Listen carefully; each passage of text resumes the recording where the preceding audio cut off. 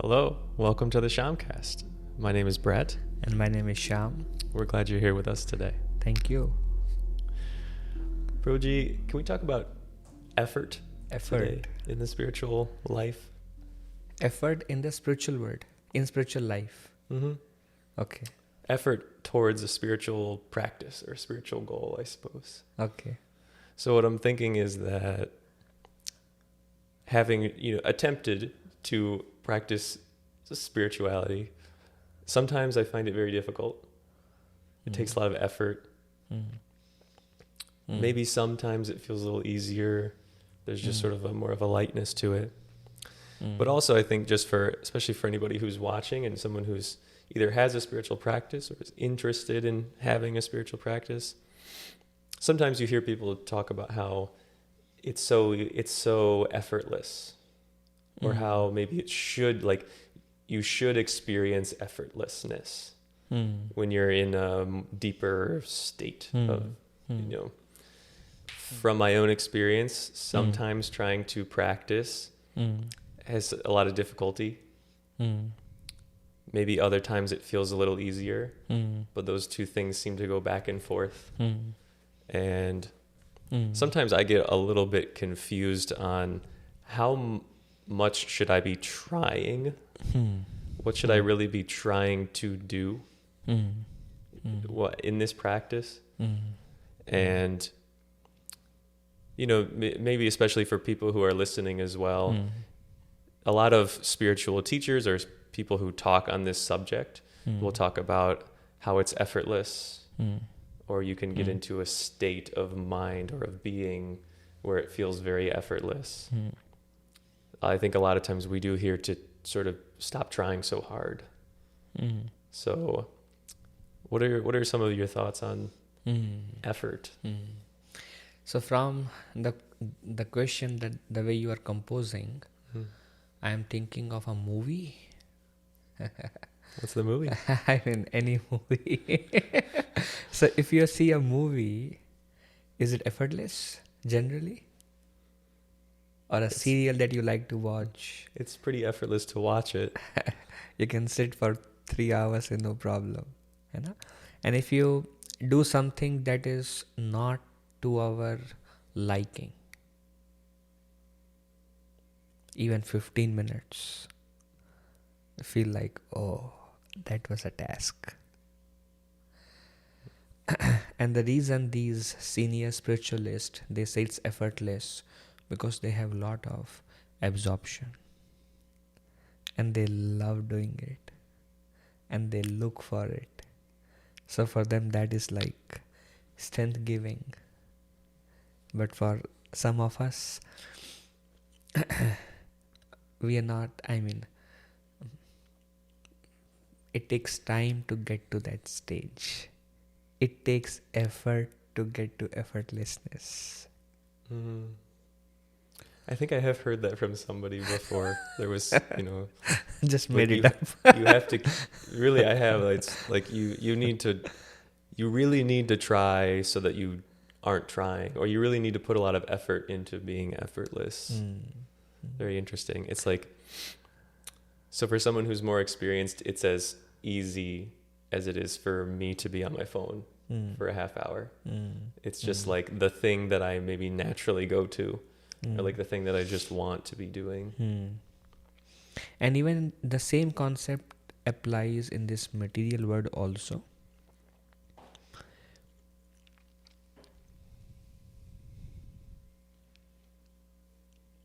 When two things, one is the goal and one is the process. When the goal is highly motivating, then even taking effort is worth it. And if the goal is highly motivating and the path is effortless, that's the best. That's what we want to get to in our spiritual lives. But in our current situation, the goal should be motivating. Otherwise, why should I take the effort? So you really have to have a clearly defined goal, which is highly in motivated. Mind. Which you really want. Yes. To move towards. Think of some example where people are putting a lot of effort and see what is their goal. Think of some example.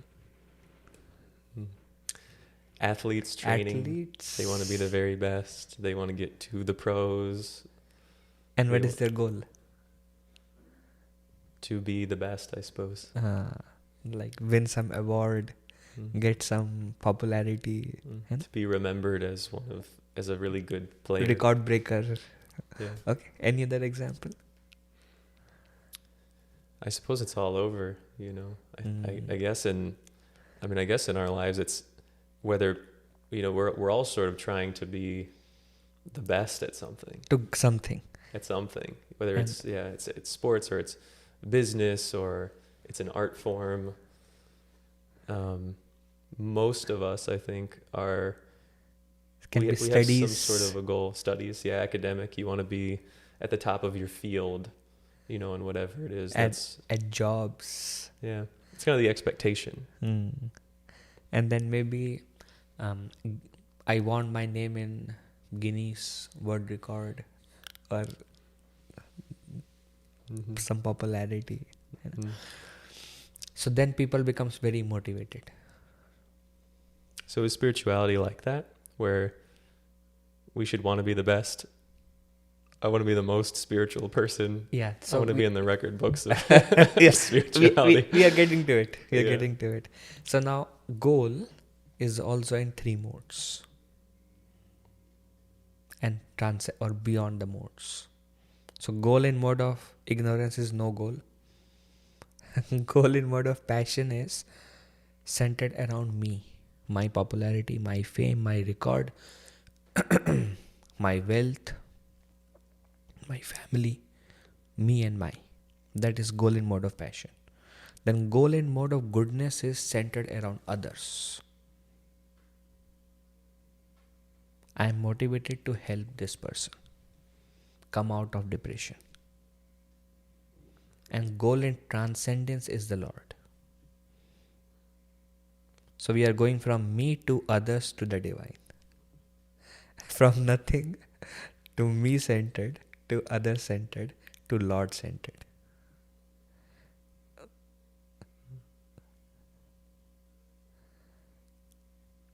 That's why spirituality can also be practiced in the modes. I want to become famous as a best speaker or correct? In spiritual life, but famous or etc. Then it becomes spirituality centered passion. And then I'm putting a lot of effort in that direction.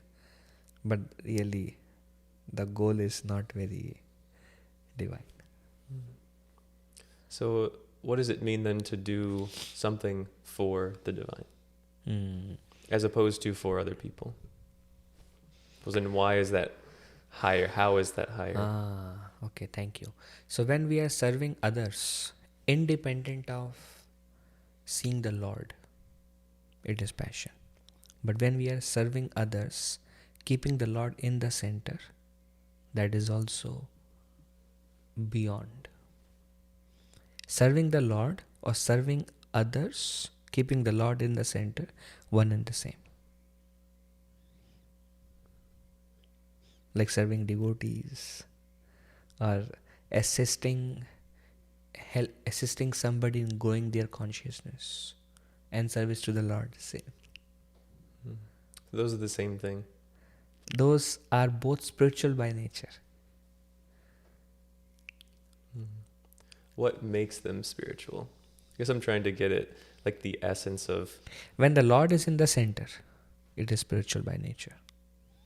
When it is only selfless task, like I want to help this person come out of poverty. And why? I just feel good about it. I just want to help. Now this is goodness. Because the Lord is not in the picture. Or I want to help him come out of poverty because everyone is part and parcel of the divine. This is my service to the divine. Now it becomes spiritual by nature. There has to be a tinge of the Lord vision there, then it is transcendental. So maybe I'm trying to think of how I would put this. So if I make my own goal, I want to understand God. Mm. Mm. I want to get closer. Mm. Then if I make that my goal, like as you say, that's the center. If I make that Mm. the center, Mm. naturally I'm going to want to help people. The more I learn about what's the Mm. nature of spirit, Mm. what is the nature of God, Mm. I realize, well, God wants us to care for each other. Mm. God wants everybody to be Definitely. happy. Mm-hmm. So I'm going to naturally, I want to help people. I want to feed people who are hungry. I want to clothe people who don't have clothes. That's going to come. Mm. But it's sort of like it's a yes and, I guess we might say, like it's that. And I also want them, I don't just want someone to like get their basic needs fulfilled. Mm-hmm. Like I want someone to have that high goal as well. Mm. Mm. I want someone to really be happy, like in their life. And so if I'm reaching for happiness Of others. of others,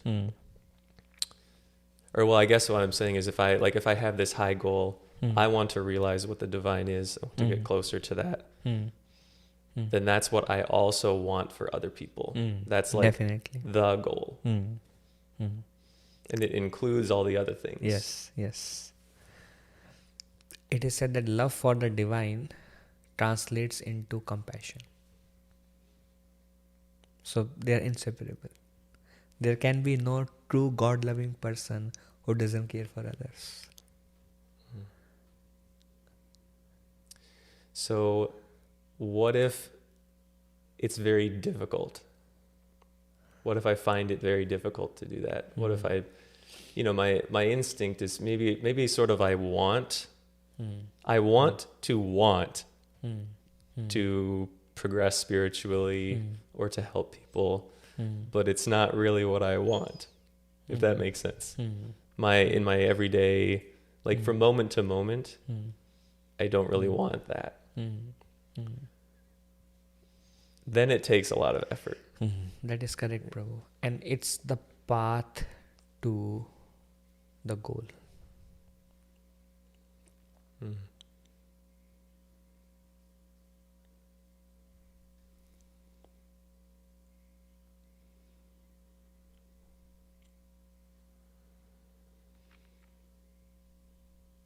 The reason we have difficulties in our spiritual path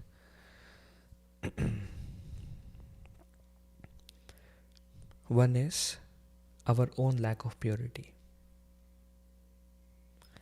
our own desires from the past. They kind of distract us. Our own conditioning. We are conditioned to want something, to think in a certain way. We may be conditioned to look for, say, opulent feast every single time. It's like, something that we are used to it and something I want to continue. Something. So I keep, like, now, having a good feast is no problem. But it's just the principle of conditioning, something that pulls me back towards the Lord.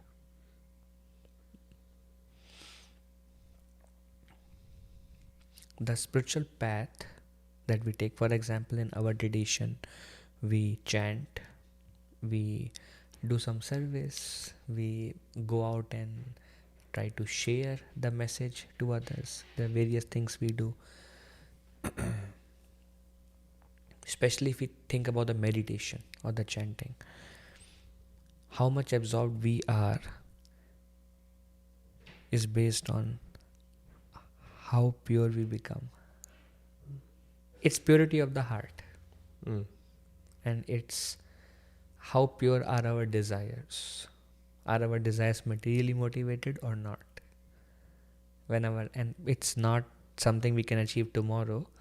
It's something that comes gradually, that we lose the deep attachment to this material world and our attraction towards the divine increases.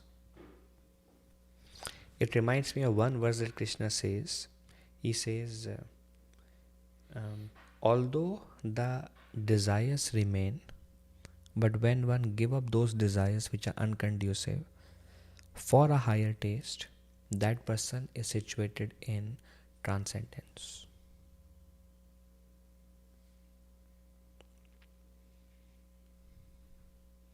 And our meditation depends upon many external factors. One of our Acharya, teacher, Rupa Goswami, he describes the beginning of spirituality is from faith. And when somebody has faith that there is a divine and I want that connection, then it leads to the nature arranges a good association, a saintly association. And in that association, the person comes to know about the way to attain divinity, the way to perfection. And when one starts practicing that, then slowly heart starts to become purified. And it's a gradual process. And this stage takes the maximum time. And there, another teacher, his name is Vishwanath Chakravarti Thakur. He explains, there the path is, he uses a technical word, Ghanatarala, which basically means sometime it feels condensed bliss. Condensed? Bliss. Condensed bliss. And sometime it feels like nothing at all. Like, why am I here? What am I doing? And he said this keeps on happening for some time. Sometimes we are very enthusiastic and sometimes we are not at all enthusiastic. These are the symptoms that we are in a stage of clarifying, purifying the heart. When the heart becomes almost 75% pure, then comes the stage of nishtha, means steadiness. And then very less distraction. The distractions are there, but they don't really swamp us away. They are easy to overcome.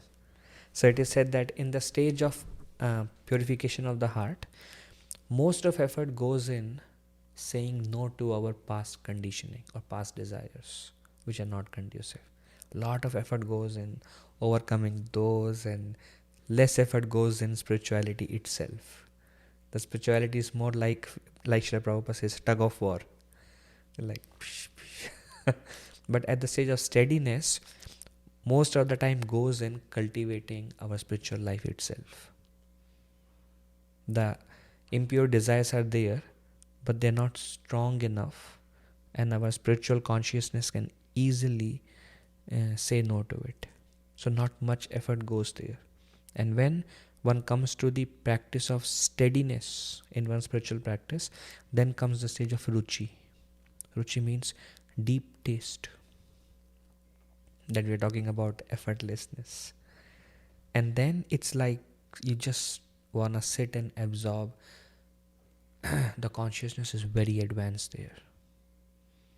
And when we come to that stage and we practice for some time in that stage, then comes the stage of attachment. It's called Ashakti. And now we are not just want to be absorbed, now we are really attached to the Lord. Before that, the attachment to Lord may not be there, but just the desire to be absorbed, the desire to have a deeper experience, the desire to be peaceful, and only that is prevalent. I just want to be happy. But attachment to Lord is not really there. That comes when we are fully absorbed and have a deep taste for it. Then the object of the taste comes in the forefront, and the taste is just a background, because that's you now, walking taste, and just the object of the taste is the forefront. And then awaken emotions towards that personality. That is called bhav. And then the last stage is the stage of prema, which is love. What's that like? I don't know. Probably I knew in some point of time before I came to this material existence, but I've forgotten that. That helps put it into perspective, I think. There's a long path. There's a long journey. There's many steps. And I mean, when you say purify the heart, you connect it with the mind being distracted. Can I think about it in that way, where it's like, basically how much am I being pulled by my mind and the things that I want? How much am I actually focusing on the things that I'm really trying to do? How much time do I really find myself spending on the things I want to do versus the things that I do it for 2 hours and then I sort of come out of it like I'm coming out of a fog, like, oh, like, what was I just doing?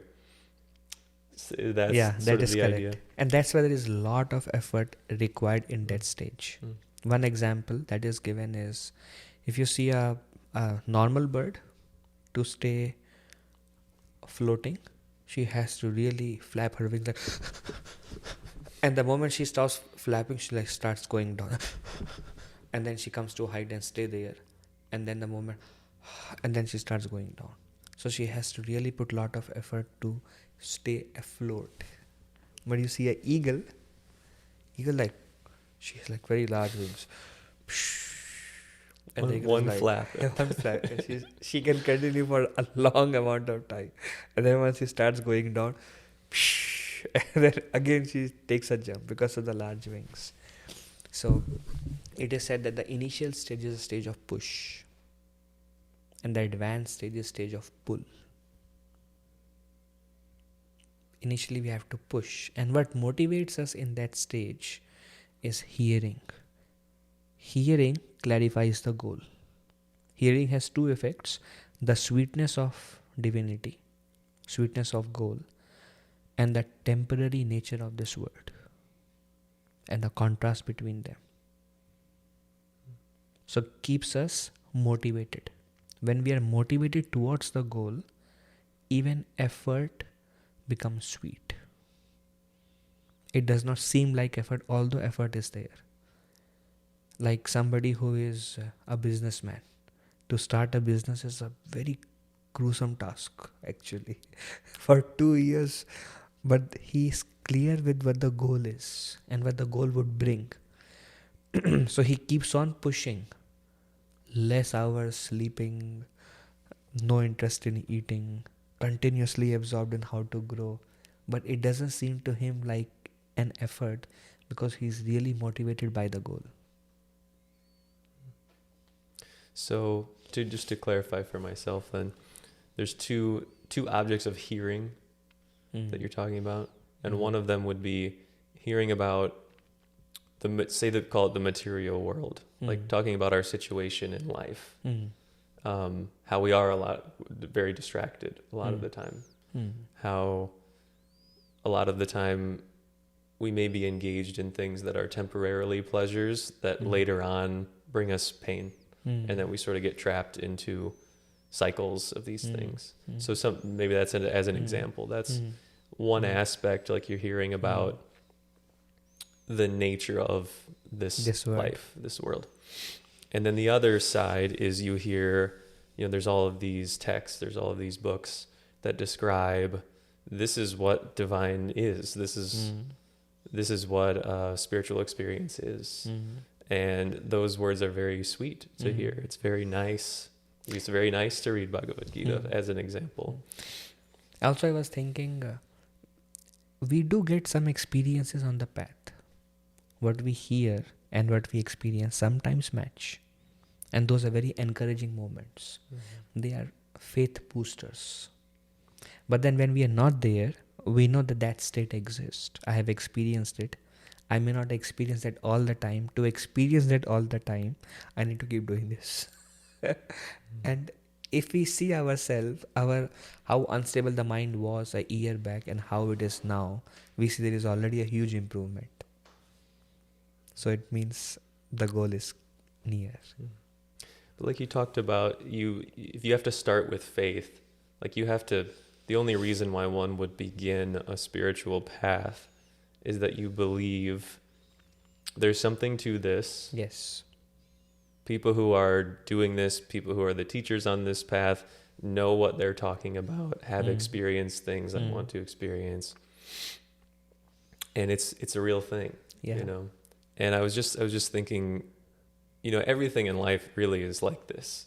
It's difficult at first. It's difficult to do anything new. It's difficult to start any new path. I play golf, so I was thinking of a golf example. But if somebody first starts to play golf, maybe it's because like maybe it's their friends do it or something, or maybe they watch it on TV or something. They see, wow, those professionals are so good. I really would like to be able to do that. So for one reason or another, they start playing. And at first, when you play golf, you're not very good. It's a difficult game to learn, and there's just a lot of like really bad bad shots and things at first when you're doing it. But every even right at the beginning, like every once in a while, you hit one shot that's really good. The ball goes perfectly straight. Maybe if you're close enough to the green, it lands close to the hole, or you're 30 feet away and you putt it and it goes in the hole. A lot of times there's like one of those. The whole day that you spent playing golf, you get one of those. And it's common enough that there's like a common saying that golfers will say, like, that's the kind of shot that keeps you coming back. And that really is all it takes for a person to get like hooked playing golf. They hit that one shot and it felt so good, and they're just like, I have to keep doing this. I have to keep improving. I think there you go. That's the answer. Yeah. And it's like, I guess that's how I could relate to it. It's like you get one little example of something. I think some people who maybe have a kind of meditation practice, you feel like occasionally you get a sort of a little taste of something. You get a little feeling of like, whoa, what was that? And then it goes away. Oftentimes it's like because you feel something nice and then you kind of reach for that and then it goes away. Mm-hmm. But just that one little experience, or just the knowledge that there's something there that I'd like to explore more, is enough motivation to continue for a long time. Because you need some kind of proof, right? You need to know that what I'm doing really should be the goal. If I'm trying to figure out what my goal is, it has something to do with this spiritual path. That's why spirituality, I think, is harder, or it's a little bit, maybe a little bit harder to either get started or to continue than another like a skill, in the world. It's harder than golf to keep, as an example, Yeah. There are 5 S that helps us grow in the path of spirituality. One is called sadhana, our spiritual practice. One is seva, selfless service, keeping the divine in the center. One is sadachar. Sadachar is our behavior. Huge factor it plays. And then one is swadhyaya, which is our reading, our keeping in touch with spiritual books.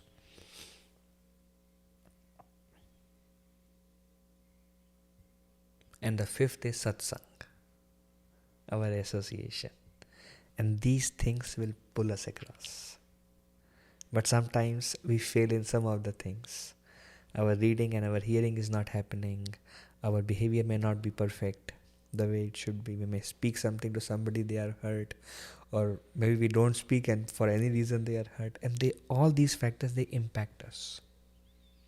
But our own practices will make all these things perfect also. So it's really the practice. So, I mean, in a way, you really are. You're not. It's not like you're fully relying on yourself. No. In this practice, right? Especially like you're talking about being around other people. I mean, a lot of it honestly has to do with sort of giving up the idea that you're totally in control of your own life. I think another S in English, S would be surrender. People talk about it a lot. And that's a big word. Big word. Yeah, there's a lot of I guess like potential meanings to it. Know, but actually we cannot depend upon ourselves at all. It is when we experience, it's called a path of grace, or we can call it mercy. And when the divine is pleased by our activities, that descends and we experience. It's not something, I have a perfect posture, I have the perfect mantra, I have the perfect knowledge, and I'm gonna crack it. Not like our college exams. Now I know I write, I get the score. It doesn't work like that. It's something that descends. And these are the ways that pleases the divine, so the experience descends. It's the path of grace. So And when our life becomes perfect, the descent is continuous. That's the platform of Ruchi. Even the purification is also something that is descending. Everything is a path of, and we get it. So it's given. It's given. It's awarded. So what is it awarded for then, I think would be my question. Because if you, as you say, we're not really in control, then what would warrant one person receiving mercy, whereas another person doesn't? So we're in control of maybe how we act, right? Or we're in control of, I choose to do this versus this, right? So I guess, you know what I'm saying? Like where does the element of our control lie? A lot of mercy descends through association. It's like Bhaktivinoda Thakur says, this is called bhakti that we experience. He says bhakti is transferred from the heart to heart. There are many factors. It's a path that descends. A person doesn't need to feel like the whole spiritual venture is just up to them. Like, oh, this whole burden is on me, you know? I think in America, we are sort of raised to believe that you're supposed to raise yourself up. You're supposed to just work very hard and just sort of like create your own destiny. I think that sort of idea is definitely embedded in the culture. And this is an interesting point too, I think, because part of the spiritual teaching is that the divine is inside of you. That is what your real nature is. And so therefore you are full of eternality, knowledge, and bliss. Right? You are Sat Chit Ananda. That's what your nature is. But then at the same time, the teaching is also, you should be humble enough to realize that you need some help to realize that. That, there are so many living beings, there are so many people, and everyone is in a different place, spiritually speaking. Everyone is sort of has some amount of some attainment of knowledge or some amount of practice that they've done. And that there are many, many people who can teach you how to progress. And that these people really have the best intentions. You could say the purest intentions when it comes to your well-being. They just want to see you become happier and realize who you are. So I think, it's like hearing things, and this is to my ear, I guess I'm just speaking That's for beautiful. myself, like hearing something like, oh, you don't have control. Or, in the one sense you could think, oh, but I want control. Like I want to be the one who's in control of like what I'm doing. I want to be the one who's in, like, if I achieve something, I want it to really be my achievement,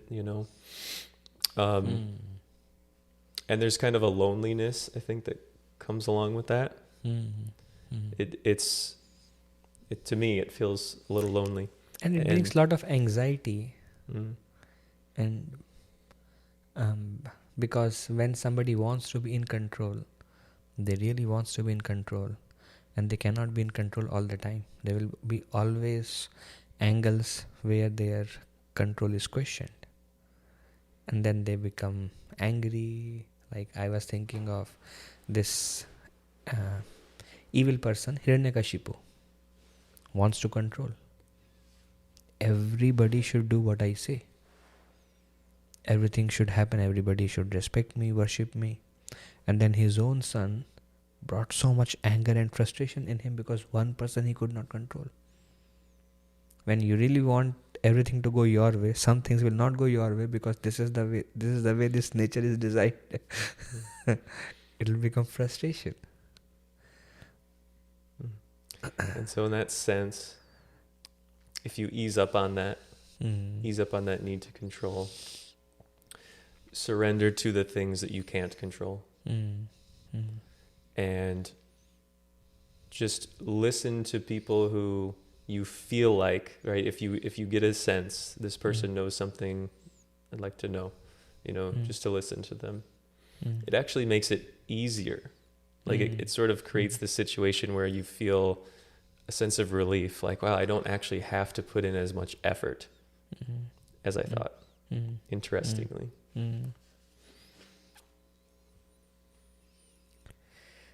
One thing I was reminded, if you want to know how good you are doing in your spiritual life, look at the people around you, especially saintly people around you, and you will get a feel. Think about it. Are they happy with me? Is my behavior, is my activity, am I pleasing to them? If I am, you are in good shape.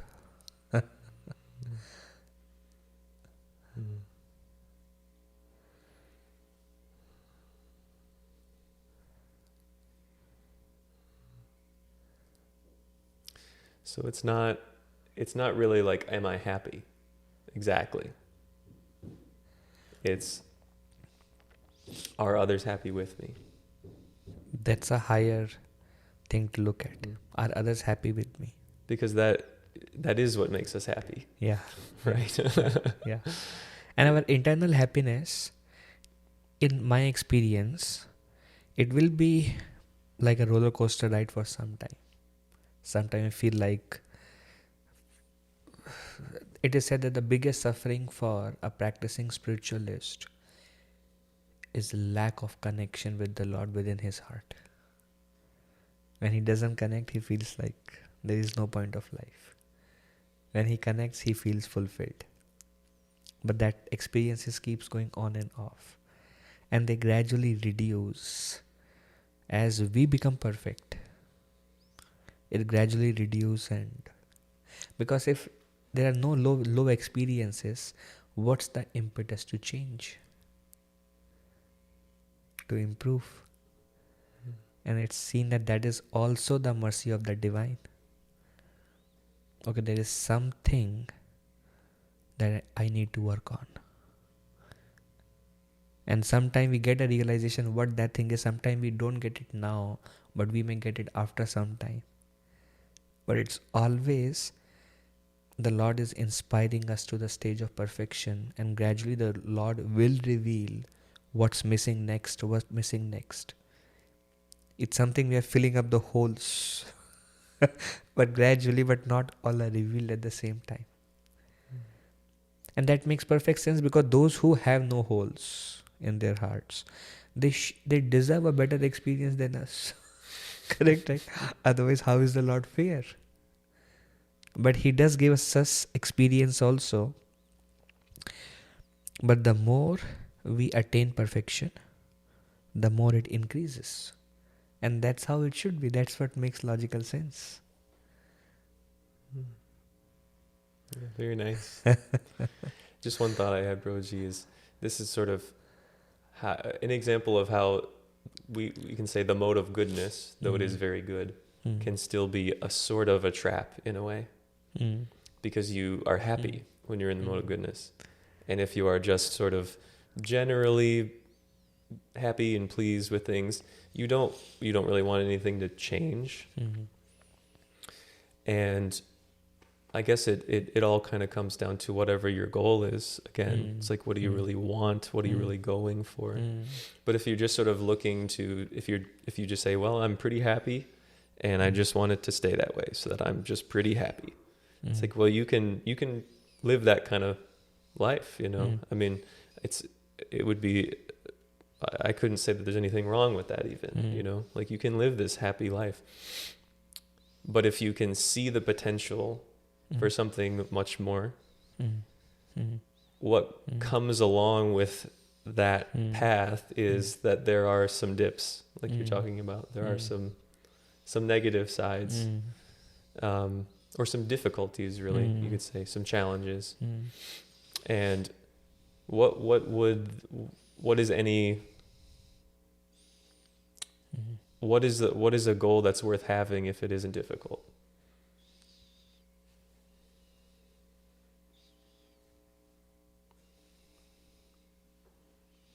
First thing I was thinking, if you want to know if I'm really happy, like people in mode of goodness, suffering may not be there. State of neutrality may be there. But happiness is really comes from connection with the divine. Like for example, sometimes we do kirtans. And sometimes it happens that we feel like, wow, like eureka or out of the word experience. Now this is a positive happiness. That's not something a person in mode of goodness doing selfless service will experience. He will experience loss of suffering. In this word loss of suffering, the state of neutrality is considered to be happiness. But it's no positive experience. That comes only with the connection with the divine. Like we chant, we do kirtans. When the Lord is there, it brings like uplifts our consciousness. That is not possible in the other case. And if you are really happy, the sign is you take this chanting meditation and you do it. We'll come to know where we belong. How happy we really How are. happy we really are. We come to know by that experience how much I can derive inner joy. So, okay, we are here, but there is, I can stagnate myself or I can go and get that. But then nothing good is easy. So maybe just to summarize and close up, Prabhuji. So talking about effort, there is certainly effort on a spiritual path. And like we talked about, in the initial stages, it may seem like a lot of effort. Maybe it's sort of like more effort goes into it. Because we're really changing ourselves. We're changing like the conditioning, the way that we're... Our habits. Our habits. And as you go along, you experience maybe little instances of ease, little instances of what you might call effortlessness. Or like a deeper experiences. But it goes up and down. It goes up and down. But sort of as you keep going, the effortlessness increases. And your joy also increases, right? Your happiness also increases. And when we are really absorbed in something, it becomes effortless. When we are absorbed, time becomes almost absent. Just flies by. But when you're not absorbed, 15 minutes delay is also like... Yeah, I think we all have that kind of experience. Yeah. Really doing something you love and just the time just goes by. Yeah. So it can turn into that. Yes. And there are examples of people who will say, yes, that's what it turns into. But it's also about what you really want, what you really want out of life, right? And having a particular goal in mind. And that clarity of goal comes by hearing and reading books like Bhagavad Gita. Well, thank you so very much for watching and listening to us. Have a blessed week. Thank you.